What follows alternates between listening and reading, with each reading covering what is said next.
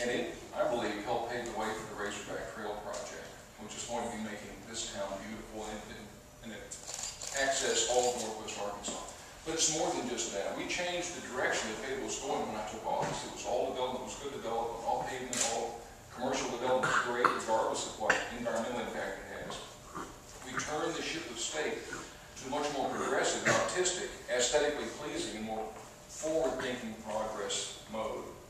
And that took a lot of effort, and a lot of you remember those days. So what we did, we took that all business is good business, regardless of the consequences, and we married that with the idea that business and environment work best when they work together. And arts is a key proponent of that. When we put the trail system in, that changed the way people view and feel about Fayetteville. The sustainability initiative that we built at City Hall made us nationally recognizable. We were getting accolades from all over the United States. When I was at the U.S. Conference of Mayors, I helped 60 other mayors develop the same program for their cities. We've been recognized for disaster relief, for all kinds of things in Fayetteville. But it's because of the leadership that was in place. We all have to work together, but there has to be a central point of leadership to say, this is the direction we need to go. All of us need to work together to go this direction, and this is how we can get there. We were able to accomplish a lot that we couldn't have without a clear vision of the future and a clear direction. And I think that's one thing today that I think we need most is a clear direction. Bentonville certainly has a lot of direction, a lot of drive, a lot of vision. The other cities have a clear plan and they're making motion in that direction. And Fayetteville is the one in the chain that I don't think has the long-term vision and the direction to get us where we need to go. Thank you.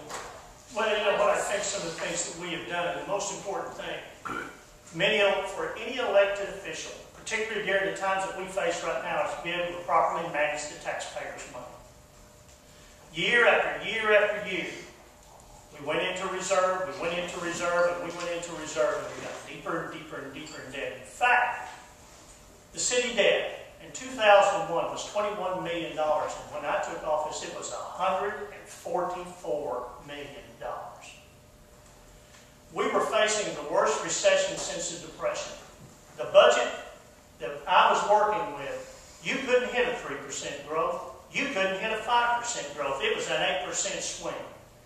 And the challenge for me and the city council and the staff, I have a tremendous city council and a tremendous staff. We went to work together and we said, we're going to have to cut expenses.